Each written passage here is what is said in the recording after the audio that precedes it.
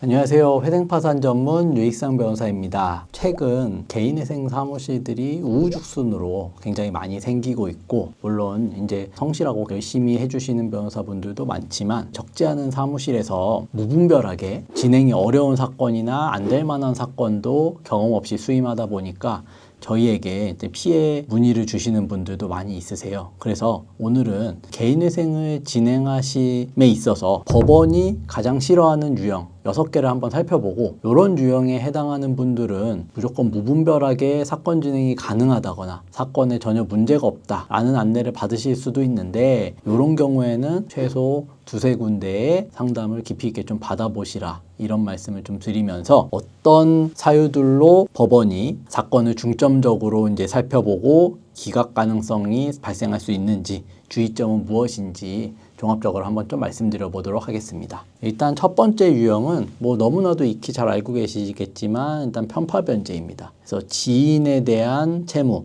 가족에 대한 채무를 이제 우선적으로 상환하는 건데, 편파 변제라는 것은 말 그대로 편파적으로 모두에게 공평하게 갚는 게 아니라 특정인에게만 빚을 갚는 행위라는 거죠.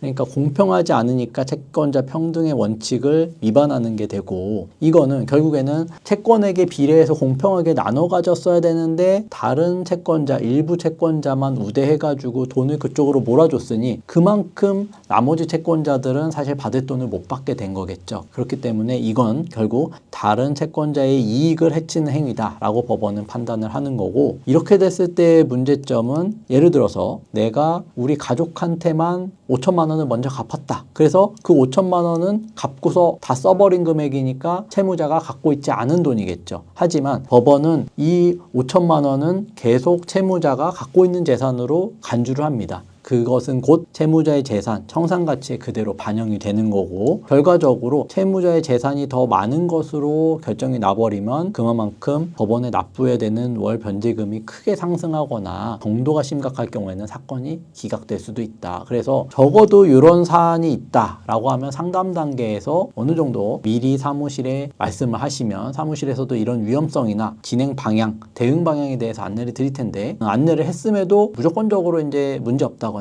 다 된다, 가능하다, 이렇게 답변을 받으신다면 그거는 좀 이제 주의하실 필요가 있겠다라고 말씀드릴 수 있겠습니다. 그리고 두 번째 유형은 이제 비슷한 유형인데 재산 은닉입니다. 증여, 다른 사람한테 아예 줘버리거나 명의를 돌리는 거죠. 어차피 나 개인회생 할 거고, 개인회생 이제 알아보니까 내가 갖고 있는 재산이 많으면 변제금이 올라간다더라, 내 재산보다 많이 갚아야 된다더라, 그러면 내가 재산을 아예 줄여버리면 그 갚아야 되는 금액 자체가 줄어드는 거 아니냐, 이제 이렇게 오해를 하시는 분들이 많으세요. 그런데 이렇게 이제 신청 직전에 명의를 변경하시는 것, 이것은 곧 본인 명의 재산을 다른 사람에게 넘기는 행위니까 결국에는 이제 제도를 악용하는 거에 전형이다라고 이제 법원은 판단을 하겠죠. 그리고 그 정도가 심하다, 그리고 너무나도 이거는 의도적인 게 뻔하다라는 거는 법원에서는 이제 기각 사유에 해당하는 거 아니냐, 굉장히 이제 기각 쪽에 무게를 기울여서 사건을 이제 깊이 있게 들여다보거든요. 그래서 또한 명의를 바뀌어서 내게 아니지만 법원은 여전히 채무자가 갖고 있는 것으로 간주를 해서 청산가치에 포함시키기 때문에 이런 행위들도 상당히 위험하다. 그래서 이런 행위들을 간혹가다 면문사무실에서는 이런 행위를 조장하는 경우도 있는데, 이거는 법원을 이제 속이는 행위가 될 수도 있고, 의도적으로 자료도 누락해서 법원에 허위 자료를 제출하는 사무실들도 있는데, 이런 경우는 형사처벌의 대상이 될 수도 있으니 굉장히 유의하셔야 됩니다. 그리고 상담을 해보다 보면 이제 계좌의 돈을 다 빼돌리고 신청하면 안 되냐, 이제 이런 질문 많이 주시는데, 조언을 드리자면 이거는 정말 위험한 생각이고 법원은 이제 발각될 수밖에 없다라는 거를 반드시 알아두셔야 될 것 같습니다. 다만 이제 이런 경우들이 있습니다. 그러니까 원래부터 내 게 아니라 명의만을 내가 맡아준 명의 신탁이라든지 이런 경우라고 한다면 사실은 내 재산을 다른 사람한테 빼돌리는 재산 은닉이나 증여하고는 별개의 다른 관점에서 바라봐야 되거든요. 이거는 명의 신탁 재산의 반환이 되기 때문에 내가 갖고 있는 재산을 은닉하는 거냐, 아니면 원래 내 게 아니었던 했던 거를 돌려주는 거냐는 반드시 구분해서 생각을 하셔야 되고,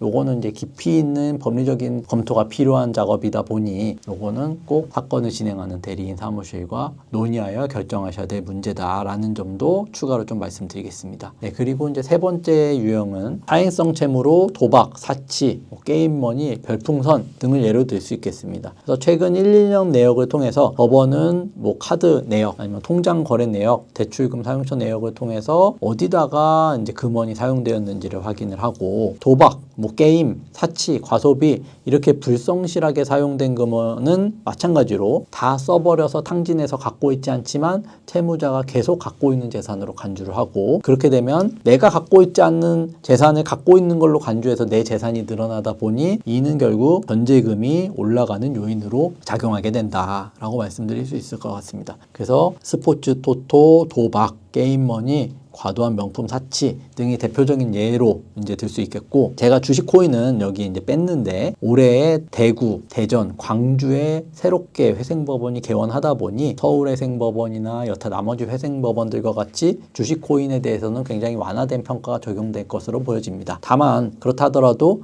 의정부라든지 제주도라든지 이런 일부 지방법원들 같은 경우는 여전히 주식 코인에 대한 손실금에 대해서도 사행성 채무로 보고 이를 청산가치에 반영하도록 하니까 해당 관할의 사건을 진행하시는 분들은 좀 유의하실 필요가 있겠다라고 알아두시면 될 것 같고요. 그리고 네 번째는 현금 인출입니다. 현금 인출 횟수가 잦고 그 내역이 불투명한 경우, 간혹 이제 오해를 하시면서 현금은 어차피 기록이 안 남으니까 내가 어디다 썼는지 모르니까 괜찮은 거 아니냐라는 건데, 오히려 기록이 남지 않는 것이 독이 된다라고 말씀을 드릴 수 있습니다. 개인회생이나 파산 절차에서는 현금으로 출금한 것도 어디다 썼는지 이제 밝혀야 되고, 어디다 썼는지 밝히지 못한다라고 하면 마찬가지로 이거는 채무자가 계속 갖고 있는 돈으로 간주를 하거든요. 즉 현금으로 돈을 뺐다라는 거는 그 사용처를 확인할 수 없게 되는 것이고, 그러면 이거는 채무자가 계좌에서만 빼서 본인이 어디 다른 금고에 보관을 해놨거나 아니면 본인 친인척한테 숨겨놨거나 이렇게 될 가능성이 훨씬 높다라고 보는 것이죠. 그래서 법원 입장에서는 현금으로 출금한 금액을 명확하게 어디다 썼는지 밝히지 못한다라고 할 경우에는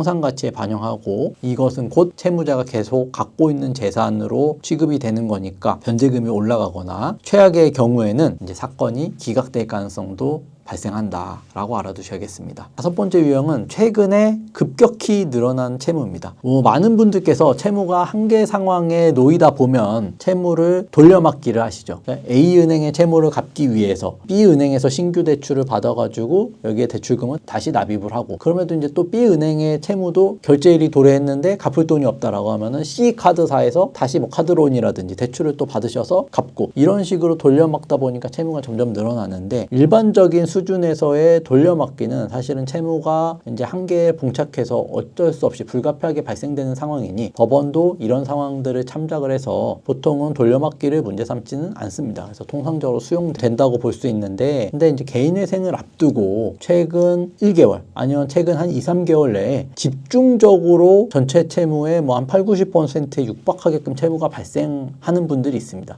보통 이런 분들 같은 경우는 어차피 내가 개인회생 통해서 채무 탕감받을 건데 이 채무들도 다 탕감받을 거, 내가 대출 한도 받을 수 있는 만큼 최대한 받아서 그냥 일단 실컷 써보고 회생 절차로 다 탕감 받아보자, 이제 이런 의도를 갖고 접근하시는 분들도 간혹 있으세요. 그런데 이런 경우, 그러니까 전체 채무 중 최근에 1개월에서 3개월 아니면 6개월 이내에 발생한 채무가 80-90%다. 이거는 의도적으로 회생을 앞두고 일부러 채무를 급격하게 부풀린 걸로 볼 수 있기 때문에 이런 경우에는 매우 위험하다. 이거는 개인회생 절차의 악용이나 절차 남용으로 사건이 기각될 가능성이 높아질 수 있다. 요거는 사기죄 성립 여부까지도 이제 검토될 수 있는 사안이기 때문에 특별히 유의하셔야 된다라고 말씀드릴 수 있겠습니다. 그리고 마지막으로 여섯 번째 유형은 소득은닉 또는 허위로 취업하시는 경우입니다. 그러니까 개인회생을 앞두고 개인회생 하려면 소득활동을 해야 된다던데, 아니면 소득활동을 하고 있는데 돈을 너무 많이 받으면 갚아야 되는 돈이 늘어나기 때문에 소득을 줄이는 게 좋겠다 라고 해서 이제 이렇게 변동을 만드시는 분들이 있으세요. 그러면 이제 소득을 축소해서 법원에 이제 신고하시는 경우들 같은 경우에는 법원에서는 계좌 이외에 이제 비정기적으로 어떤 특정 금액이 입금되고 있는지, 그 계좌 내역을 통해서 혹시라도 신고된 것 이외에 추가적인 소득이 들어오지 않는지 이런 부분들을 확인하고 있고, 만약에 그게 밝혀진다라고 하면은 변제금이 이제 상향되거나 그 정도가 심각하면 이제 뭐 사건이 이제 진행이 어려워질 수도 있다라고 말씀드릴 수 있고, 그다음에 이제 뭐 위장 취업, 허위 취업을 하시는 분들도 있으세요. 그래서 법원에 이제 근로계약서만을 제출하고 실제로 급여를 받지 않는 분들, 아니면 뭐 지인 회사에 말씀하셔가지고 근로자로 등록해놓고 급여 입금을 받지만 뭐 다시 돌려주시는 경우, 뭐 이런 경우들이 있습니다. 그래서 이런 경우들은 이제 법원이 뭐 급여 입금 내역을 통해서 확인한다거나, 아니면 실제로 근무를 하는지, 뭐 근무지에 대한 출퇴근 기록, 그다음에 근무지 근처에서의 통화 수발신 통신 기록, 그다음에 뭐 교통카드 기록, 그다음에 실제 업무를 하고 있는 사진, 이런 기록들을 통해서 이런 자료를 추가로 제출하라고 해서 실제로 일을 하고 있는 것이 맞는지, 아니면 형식적으로 일을 하고 있는 것처럼 꾸민 위장 취업인지를 적극적으로 확인하려고 하니까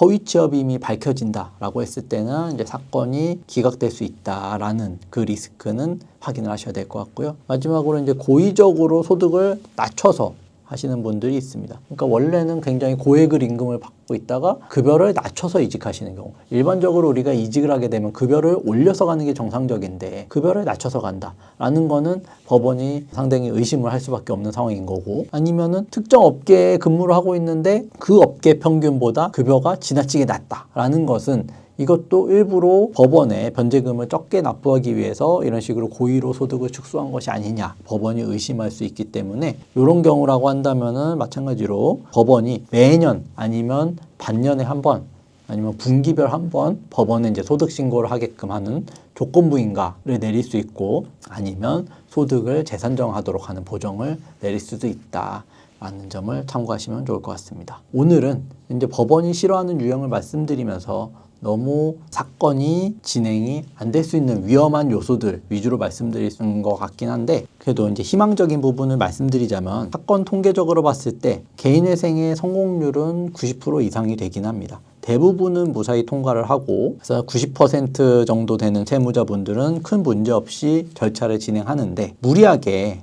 사실관계를 숨기려 하시거나 아니면 허위로 자료를 만드시려고 한다거나 잘못된 조언으로 잘못된 방향으로 이 사건을 진행한다라고 하면은 굉장히 높은 성공률에도 불구하고 10%의 그 실패하신 분들이 본인이 될 수도 있기 때문에 유념하셔서, 무리하게 사실관계를 숨기려 하시기보다는 있는 그대로 절차를 소명하시고 반드시 전문적인 경험 많은 사무실과 사건 진행 방향을 논의하셔서 신중하게 결정하시는 것이 좋겠다라는 말씀드리면서 오늘 영상 마무리하도록 하겠습니다.